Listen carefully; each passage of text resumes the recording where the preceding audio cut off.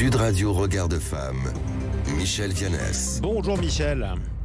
Bonjour Jean-Marie. Fondatrice de l'organisation non gouvernementale Regard de Femme. Michèle, ce matin vous nous parlez du récent arrêt de la Cour de cassation qui confirme le licenciement d'un homme reconnu coupable d'agissement sexiste au sein de son entreprise. En effet, le commissariat à l'énergie atomique a licencié un salarié pour faute.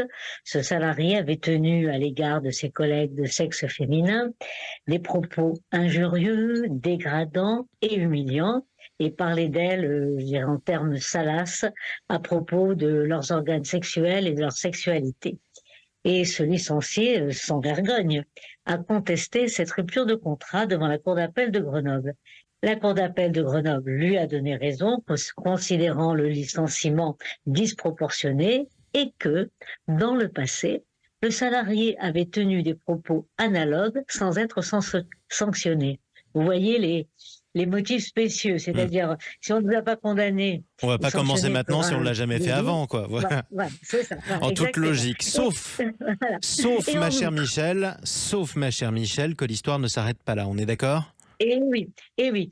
Donc, l'employeur s'est pourvu en cassation et la Cour de cassation a bien sûr donné tort à la Cour d'appel de Grenoble et par un arrêt qui se fonde sur la loi du dialogue social de 2015 qui a justement introduit précisément la définition et l'interdiction des agissements sexistes dans le Code du travail.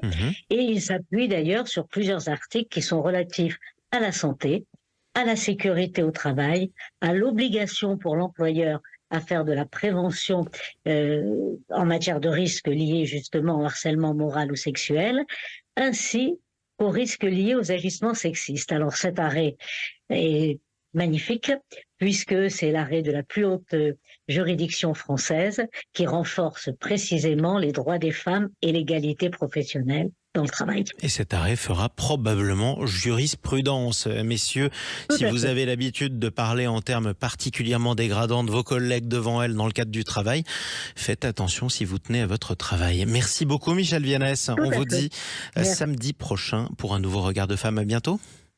Merci Jean-Marie, à la semaine prochaine.